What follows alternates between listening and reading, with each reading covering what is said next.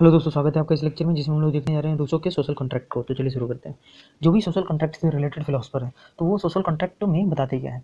तो social contract में वो एक स्टेट ऑफ नेचर बताते हैं जो कि एक हाइपोथेटिकल कंडीशन होता है जिसमें लोग रह रहे हैं। अब जैसे जैसे सिविलाइजेशनल डेवलपमेंट होता है, रीजनिंग का विकास होता है लोगों में, तो उसी के साथ कुछ कुछ प्रॉब्लम्स आने लगती है सोसाइटी में। तो उस प्रॉब्लम को सॉल्व करने के लिए लोग एक कॉन्ट्रैक्ट में आते हैं और उस कॉन्ट्रैक्ट के थ्रू वो जो भी प्रॉब्लम थी उसको सॉल्व करते हैं। तो इसी कॉन्ट्रैक्ट को डिफरेंट स्कॉलर्स अपने अपने सोशल कॉन्ट्रैक्ट के थ्रू समझाने की कोशिश करते हैं।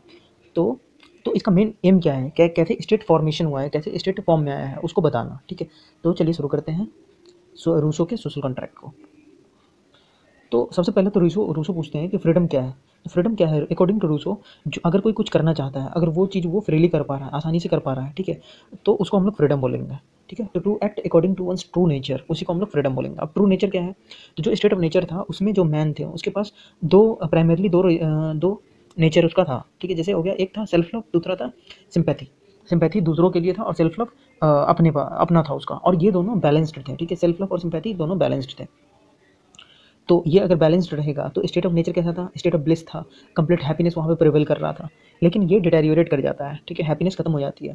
क्योंकि हैप्पीनेस का जो कंडीशन है, हैप्पीनेस प्रिवेल करने के लिए जो कंडीशन है वो क्या है, तो कोई हैप्पी कब रहेगा, जब वो फ्रीली एक्ट कर पा रहा है अपने नेचर के अकॉर्डिंग। लेकिन ये खत्म हो जाता है जब सिविलाइजेशन की ग्रोथ होती है।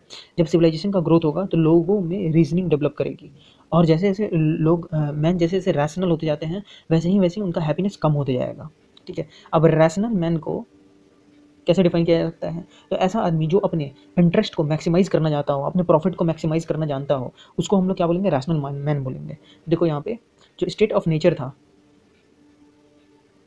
उसमें क्या था, सेल्फ लव था और सिंपैथी था, तो दोनों में बैलेंस था। ठीक है, लेकिन यहाँ पे क्या हो जा रहा है, रैशनल मैन में क्या हो रहा है, रैशनल मैन में क्या चल जा रहा है कि जो सेल्फ इंटरेस्ट है उसको वो मैक्सिमाइज कर पा रहा है, यानी कि सिंपैथी से ज़्यादा सेल्फ इंटरेस्ट डोमिनेट करने लगा।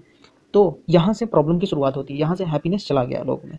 रैशनैलिटी ही वो चीज़ है जिसके थ्रू हम अपना ये मेरा है और वो उसका है ये डिफरेंशिएट कर पाते हैं।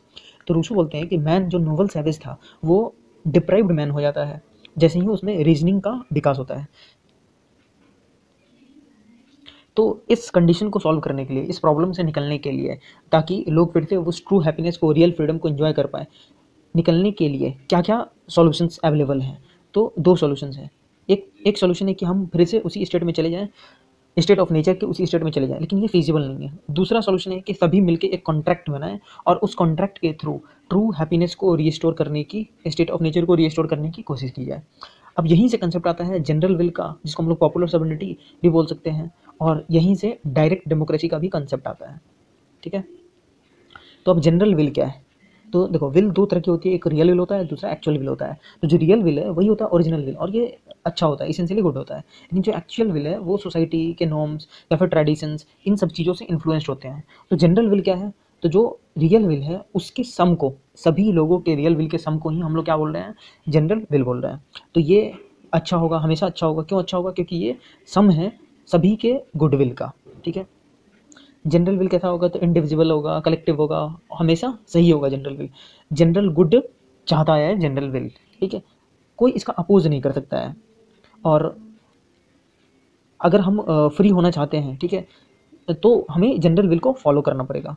ठीक है, we are free only when we follow general will. ठीक है, रूसो तो यहाँ तक बोलते हैं कि अगर किसी मैन को फोर्स किया जा सकता है फ्री होने के लिए, इसके लिए वो स्टेट को ये पावर देते हैं कि वो अगर कोई जनरल विल को फॉलो नहीं कर रहा है तो उसको पनिश भी कर सके। ठीक है, तो यहीं से जनरल विल को बोला जाता है, लोग क्रिटिसाइज करते हैं कि जनरल विल हॉब्स का लेवियाथन है, लेकिन इसका हेड जो है वो कटा हुआ है, हेड चॉप्ड ऑफ। ठीक है, हेड चॉप्ड ऑफ लेवियाथन भी इसको बोला जाता है। क्यों इसको हेड चॉप्ड ऑफ क्यों बोला गया है, कि क्योंकि देखो, हॉब्स का जो सॉवरेन था वो था लेवियाथन। तो हम सॉवरेन को पता कर सकते थे, फेस आउट कर सकते थे, मतलब पॉइंट आउट कर सकते थे कि ये है लेवियाथन। ठीक है, लेकिन रूसो के कंसेप्ट में क्या हो रहा है, रूसो में सॉवरेन जो है वो पीपल है, लोग खुद ही हैं। अब लोग खुद ही होने के कारण हम किसी एक पे, एक पर्सन पे या फिर एक पर्टिकुलर ग्रुप पे पॉइंट आउट नहीं कर सकते हैं कि यही है सॉवरेन, इसी के पास सारा पावर है।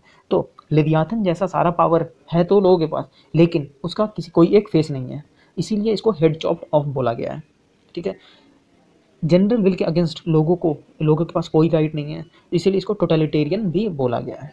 तो आशा करते हैं आपको समझ आया होगा रूसो का सोशल कॉन्ट्रैक्ट। तो मिलते हैं नेक्स्ट लेक्चर में।